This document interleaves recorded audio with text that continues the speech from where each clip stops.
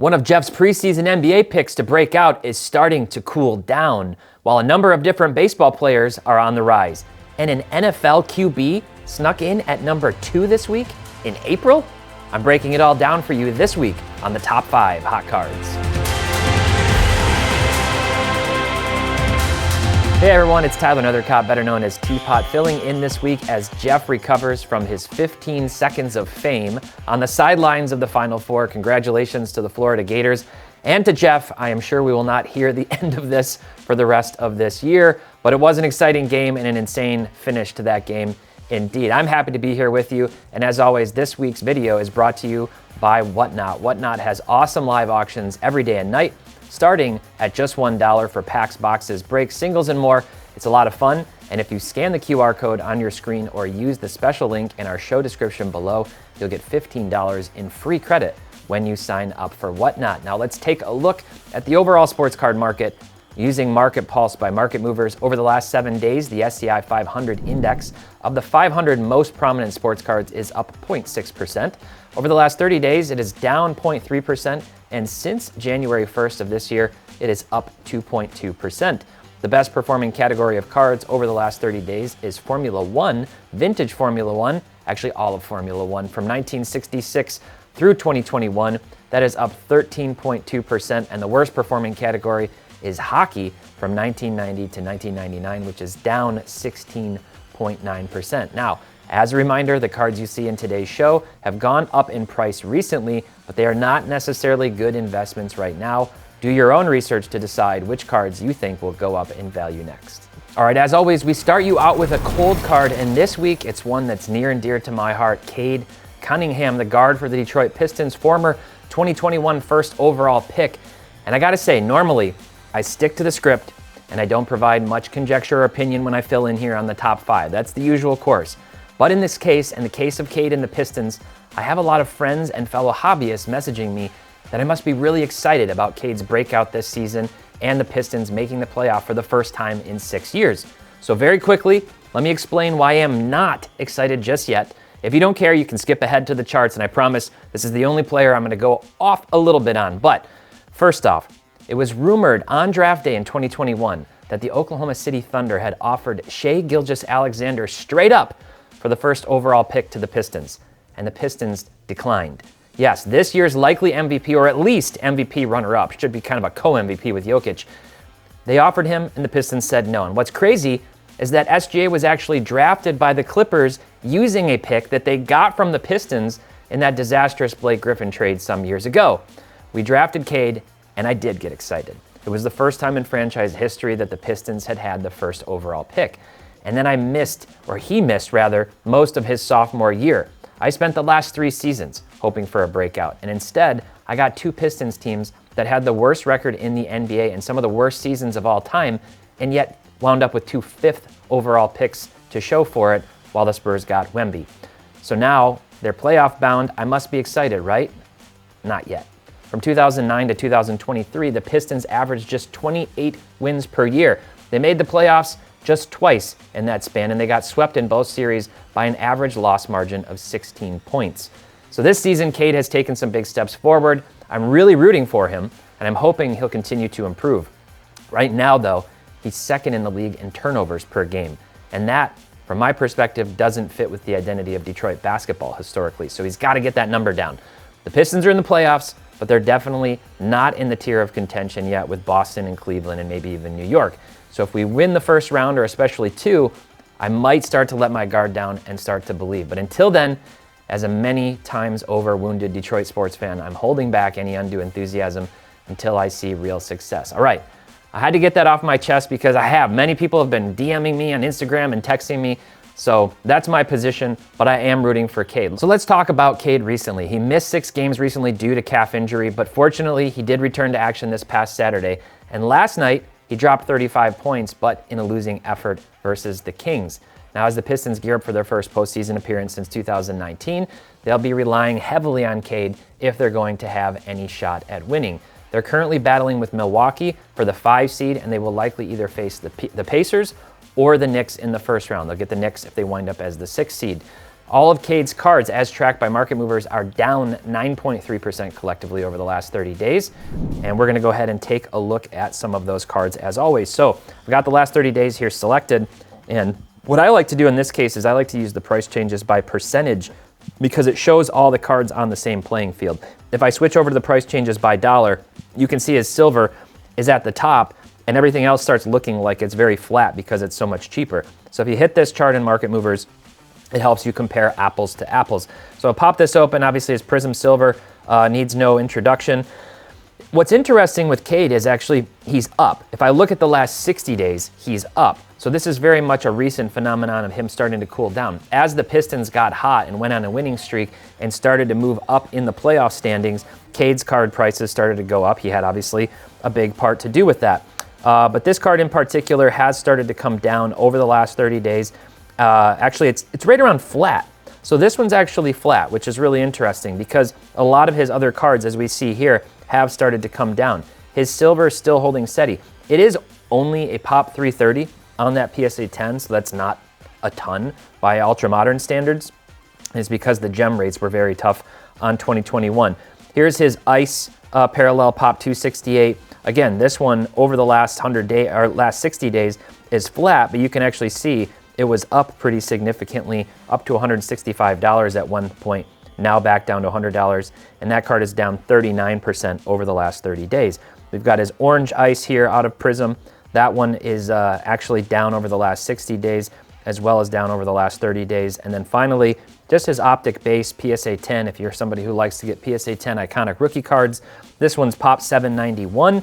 You got the arms over the head, rookie photo shoot, and that card is actually down 19% over the last 30 days. So this week's cold card, Cade Cunningham.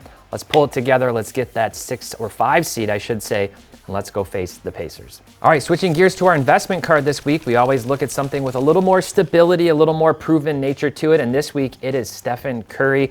And we're going to look at several of his cards here, but this is a guy who obviously needs no introduction to most of you. Steph Curry, aka the baby-faced assassin, widely regarded as the greatest shooter in NBA history, has had obviously an iconic and very transformative career for the NBA. Over his 16-year career, Curry has compiled an impressive list of accomplishments. He's a 4-time NBA champion, 2-time MVP, 11-time All-Star, and the NBA's all-time leader in three-pointers made. Curry's impact on the game is felt pretty much immediately after being drafted or within the first few years. He has completely revolutionized basketball with his deep range and off-the-dribble shooting, forever changing how the game is played. And we're looking at some of his most iconic cards here. I've got this popped open in full screen mode to show you all these side by side. So we're starting out with his PSA 10 Topps Chrome Refractor. Those are serial numbered to 500. Actually came out of Topps packs back in 2009. There was no Topps Chrome. These cards came out of Topps. And in PSA 10, there's only 29 of these, hence the premium at $60,000. In a BGS 9.5, you can scoop one of those for less than half of that. You could actually get one for $23,000. So therein lies the debate about PSA 10 premium over BGS 9.5, but you can pick your poison if you're in that price range in that market. And then we've got his Bowman Blue from 1948 design, numbered to 1948, and you could get a PSA 10 of that for $17,000. That is pop 17, still also very low pop. And in a PSA 8, if you want to bring that price range down a little bit, you can get that same Bowman Blue 1948 design in a PSA 8 for $1,920. So Steph Curry's got not a ton of rookie cards to choose from, but they're very iconic. He is our investment card of the week. All right, we're moving into our hot cards of the week, and this week at number 5, it is Ivan Herrera, the catcher for the St. Louis Cardinals. Herrera was off to a blazing start to his 2025 season. That is before his recent base running injury, which has him expected to be out for at least a month. On April 2nd, Herrera made franchise history by becoming the first catcher in Cardinals history to hit 3 home runs in a single game. The 23-year-old has stepped up in a big way, starting at catcher as Wilson Contreras made the move to first base to try to keep him healthy. Unfortunately for Herrera, he's now not healthy. This is an unfortunate blow for the Cardinals team that isn't really expected to compete this year, and all of Herrera's cards as tracked by market movers are up 33% collectively over the last 30 days. That's on 123 different sales. So let's take a look at Ivan Herrera here, looking at his last 30 days. We'll pop open here and look at this. This is, his Bowman first. We always got to look at the Bowman first. This is blue, number to 150 raw. This card on April 2nd sold for $92.27. Most recently, $210. So that one has definitely shot up. Here we got his regular Bowman Chrome Prospect Auto, not the refractor, just the base. This one is now up to $103. Actually, a low sale of $46 back on March 26th. Then we're looking at his Topps Chrome Rookie out of 2023. This is a sticker auto, but still obviously a very desirable autograph for many. That's his blue refractor, number to 150. That card sold for $23 back on March 24th, and most recently for $60 raw. And then finally, we are looking at his raw Bowman Chrome Auto here. This card was actually $12. This card was actually $12 on March 9th, and most recently up to $47. So this is always the interesting thing when you're Bowman prospecting. If you have these guys that sort of fly under the radar, they can sometimes be your biggest percentage payoff if they do make it to the big league and actually get hot. So if you're holding a lot of those cards, those Bowman Chrome Autos in that $10 to $20 range, sometimes it can definitely be worth holding on to them, hoping for a streak like this. At number 5 this week, it is Ivan Herrera, and we hope to see you back soon. All right, at number 4 this week, it's Kyle Manzardo, the first baseman for the Cleveland Guardians. After kind of a rough start to his MLB career last year, Manzardo has come out swinging this season. Through his first 9 games, he's already hit 3 home runs and driven in 9 runs with a .969 OPS. He was hot in spring training, and as a result, I decided to take a flyer on him in my fantasy baseball draft, and so far, knock on wood, that's working out pretty well for me. Manzardo stole the show on opening day, going 3 for 4 with a triple, a homer, and 4 RBIs, just a single shy of the cycle. Now, all of his cards are tracked by market movers up 27.4% over the last 30 days. That's on 46 different cards totaling 138 sales. So you can see it's pretty much up, especially over like the last 2.5 weeks for Manzardo since the regular season started. And here we've got his Bowman Draft Picks Auto, Bowman Chrome Auto in PSA 10 condition, Pop 151. This card was $68, now has rocketed up to $110. We've got his Sapphire Auto here, raw in raw condition, number to 199. This card sold for $30 on March 17th, most recently on April 5th, $70. That's up 133%. We've got his Radiating Rookies Raw out of Topps Chrome Update from last year, from 2024. And this card was down at $20, most recently at $60. And then finally, we're looking at his Bowman's Best. This is his green refractor, numbered to 99, most recently having sold for $45. That is a 221% increase. So the Guardians, not off to the start that they wanted for the division. I'm not going to complain because it's helping my Tigers, but Manzardo, I will root for because it's helping my fantasy team, and he's off to a hot start. Can he keep it up? We'll see, but he is our number 4 hot card this week. All right, moving up the list, we've got number 3 this week, and it is Kristian Campbell, the second baseman for the Boston Red Sox. Kristian Campbell is now already making waves just a couple of weeks into his MLB career. He was a highly touted prospect. The 22-year-old second baseman recently signed an 8-year extension with the Boston Red Sox worth $60 million guaranteed. And this is more and more becoming a trend for MLB franchises to lock up their young talent to long-term deals. And Campbell is already proving that he plans to be a big part of the future for the Red Sox, especially with his bat. Through the first 10 games, Campbell had an impressive .476 on-base percentage with 2 home runs and a 1.143 OPS. He very much looks the part. If you haven't seen him yet, go look up some highlights. He's got a great swing. He seems very competitive. I think he's going to be here to stay. And the Red Sox clearly view him as a cornerstone of their future. That has fans in Boston buzzing with excitement. It also has card hobbyists buzzing with excitement. All of his cards, as tracked by market movers, are up 40.3% collectively over the last 30 days. And we've got a little sample here. We're going to look at his Bowman Draft Pick Auto PSA 10. And this card is moving up. This was $358. Not cheap. Definitely not cheap. Like I said, he was a very highly touted prospect. But most recently, this card is up to $695 in the last 30 days. That is a 94.4% increase. We've got his Bowman auto here, the HTA Choice Mojo Refractor, numbered to 150. This card is up to $400. It's a 56% increase. Then we've got his Purple Refractor, numbered to 250. This is in raw condition. That one is up 42.9% to $350. And finally, we'll look at his raw draft pick auto, most recently at $332. That is, as of right now, the third most expensive Bowman Prospect auto raw of any player on the MLB Top 100 prospect this year. It's actually still behind his potential future teammate, Roman Anthony, who's number one. But at $332, that's nothing to sniff at. That card is up 60%. So congratulations to all you Bowman boys and girls who have been speculating on Kristian Campbell. His cards are up a lot right now. Let me know down in the comments if you're going to keep holding them, or do you think now is a good time to sell? And number two this week, this one, a surprise, kind of snuck in there, and that is Joe Milton III, the quarterback for now the Dallas Cowboys. Milton was officially on the move, traded by the New England Patriots over to the Dallas Cowboys. And Milton had drawn interest from several teams prior to the deal. Dallas is reportedly intrigued by his raw talent and his upside as a development backup behind Dak Prescott. In his lone appearance for the Patriots, Milton completed 22 of 29 passes for 241 yards and a touchdown and no interceptions.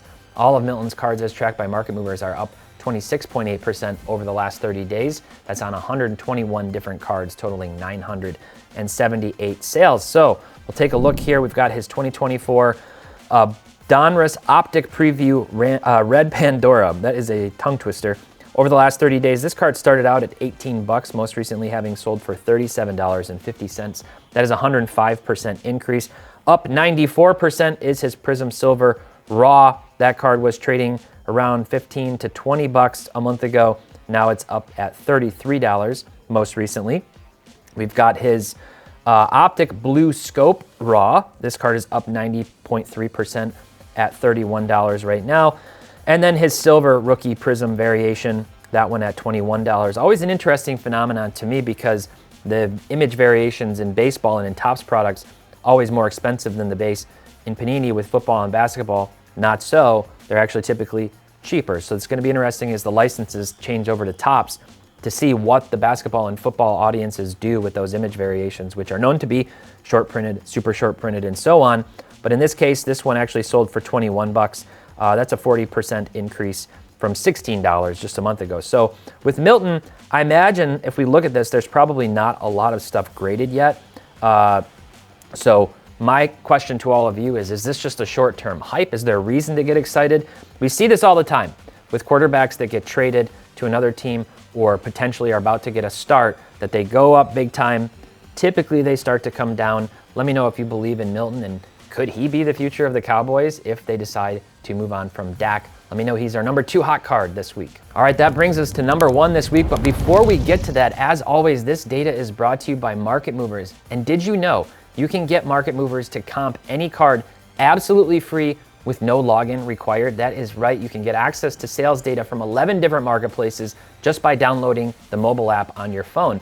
If you want to go deeper and you want to track your collection and do so much more, plans start as low as $9.99 per month. Download Market Movers today.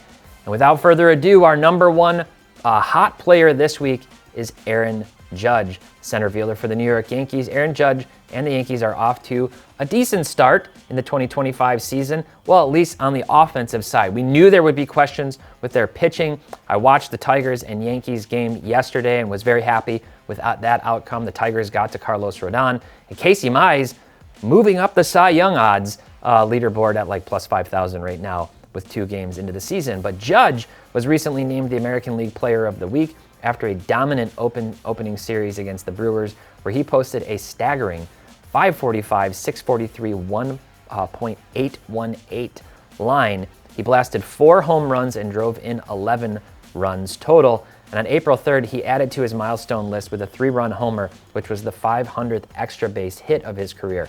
With Juan Soto having left and gone to the Mets and several players sidelined, Judge's strong start has been exactly what the Yankees have needed as they look to bounce back after losing in the World Series last year. All of Judge's cards, as tracked by Market Movers, are up 8% collectively over the last 30 days. That's on 364 different cards, totaling 1,600 sales. So let's take a look here.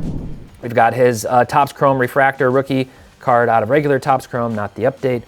This is PSA 10 Pop 1192. This card is up 8.6%, was at about $350, topped out at $484 on a sale on April 6th, now back down to $380. We've got his Topps Chrome base card here, a little over Pop 7000, 7330 to be exact. This card is up 29.5% from $142 to $183. Then we've got his Topps base, same image on all of these cards. This one is up 50.9%. You could have had this card trading around $110 to $120 a month ago, most recently at $180. And then finally, his Bowman base, much better image in my opinion on this Bowman card from 2017. This card's up 35.6%, having recently sold for $122. So, you know, one of the things when a player gets hot and you have like short-term spikes, a lot of times it is these commodity cards, these cards that are more liquid, that have higher pop counts, specifically a lot of times in PSA 10 condition, that see the biggest price appreciation. If you're somebody who likes to play the long game, even the medium game, 1 year plus, going after cards that are obviously going to command a higher price tag, like a Bowman Chrome Auto, you know, Prospect Auto, is the better idea. But in the short term, when you're holding these liquid cards, a lot of sales happen, giving price confidence to people who like to play the flip and speculation game. And so that's why we see a lot of cards like this go up the most in price. Aaron Judge is a beast. There's no denying it. I want to know from you also in the comments, Judge right now is significantly cheaper than Ohtani, but from a hitting perspective, purely from a hitting perspective, he has been superior. Some of you may get mad about that, but that's just a fact. Do you think Judge's prices overall should be closer to Ohtani, or do you think Ohtani's premium is justified? We had some debate recently about that amongst a group of friends, so I want to know what you think down below. I'm not sure what to think overall, but I do know that Judge was our #1 hot card this week. I've enjoyed going through this with you. I hope you're able to tolerate my opinions about Cade and the Pistons. And as always, happy investing, keep on collecting, and make sure to have fun.